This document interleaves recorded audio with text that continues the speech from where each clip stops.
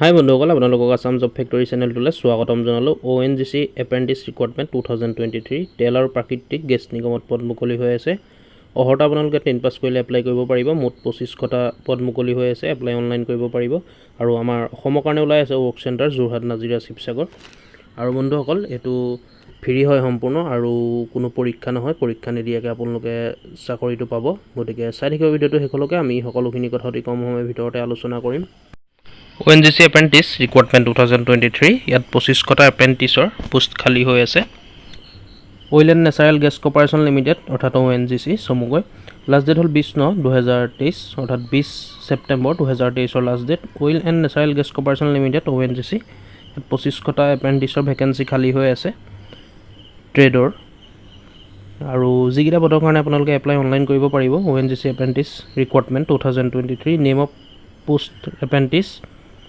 Total post ওলাইছে 25টা আৰু sector wise vacancy ইয়াত ভাগ কৰা হৈছে। নർത്থাৰ্ণ ছেক্টৰৰ কাৰণে 159টা 159টা, মুম্বাই ছেক্টৰৰ কাৰণে আছে 436টা, ইষ্টাৰ্ণ ছেক্টৰৰ কাৰণে আছে 593টা, চাউথাৰ্ণ ছেক্টৰৰ কাৰণে আছে 378টা, ৱেষ্টাৰ্ণ ছেক্টৰৰ কাৰণে আছে 732টা আৰু চেণ্ট্ৰেল ছেক্টৰৰ কাৰণে আছে 202টা পোষ্ট।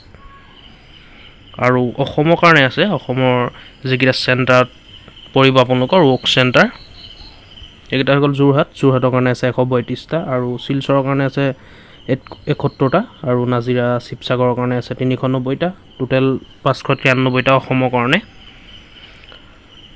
আৰু ইলিজিবিলিটি ক্ৰাইটেৰিয়া এজ লিমিট বিচৰা হৈছে 18 বছৰৰ পৰা মেক্সিমাম 24 বছৰৰ ভিতৰত পাৰিব এপ্লাই কৰিবলৈ। আৰু ইয়াৰ কাৰণে ইজ ৰিলেক্সেশ্যনো দিয়া হ'ব। SC ST কাৰণে 5 বছৰ, OBC কাৰণে 3 বছৰ, PWBD কাৰণে 10 বছৰ, PWBD OBC NCL কাৰণে 13 বছৰ আৰু PWBD SC ST কেণ্ডিডেটৰ কাৰণে 15 বছৰ এজ ৰিলেক্সেশ্যন দিয়া হ'ব। আৰু ইয়াৰ কাৰণে এডুকেশ্যন কোৱালিফিকেশ্যন বিচৰা হৈছে ট্ৰেড লাইব্ৰেৰী এছিষ্টেণ্টৰ কাৰণে আপোনালোকে 10 পাছ কৰিলে এপ্লাই কৰিব পাৰিব। কেবিন ৰুম এটেণ্ডেণ্টৰ কাৰণে 10 পাছ কৰিলে এপ্লাই কৰিব পাৰিব। ডিজাৰ মেডিকেল তাৰ কাৰণে 10 পাছ কৰিলে আপোনালোকে এপ্লাই কৰিব পাৰিব। হাউচ কিপিঙৰ কাৰণেও 10 পাছ বিচৰা হৈছে। অফিচ এছিষ্টেণ্টৰ কাৰণে 12 পাছ কৰিব লাগিব।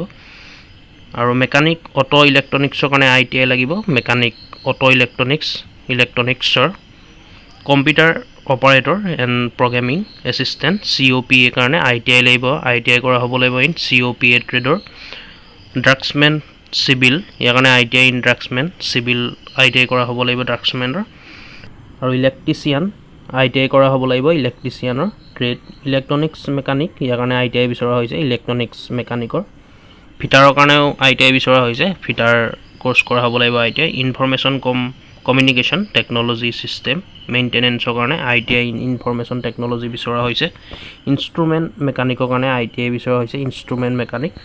আৰু ফায়াৰ ছেফটি টেকনিচিয়ানৰ কাৰণে অইল আৰু গেছ ITI বিচৰা হৈছে ফায়াৰ আৰু ছেফটিৰ। আপোনালোকে চাই ল'ব এইবোৰ। আৰু বহুত এনেকুৱা ধৰণৰ ভেকেঞ্চি ওলাই আছে।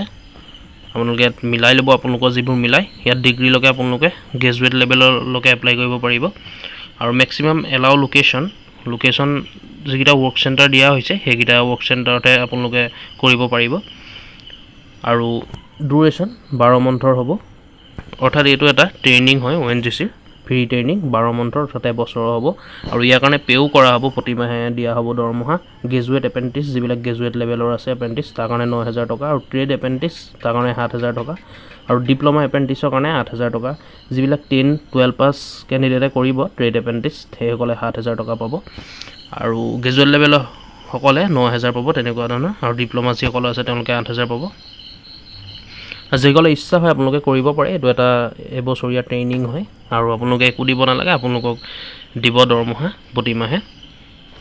চিলেকশ্যন প্ৰচেছটো হ'ব আপোনালোকে যদি গ্ৰেজুৱেট লেভেলৰ এপ্লাই কৰে আপোনাৰ ক্লাছ 10ৰ পৰা ধৰি গ্ৰেজুৱেটলৈকে যিমান মাৰ্কছ পোৱা হয় তাৰ ওপৰত আপোনালোকৰ ভিত্তি কৰি আপোনালোকক চিলেক্ট কৰা হ'ব। কোনো পৰীক্ষা দিব নালাগে আৰু কোনো ইণ্টাৰভিউ দিব নালাগে আপোনালোকে।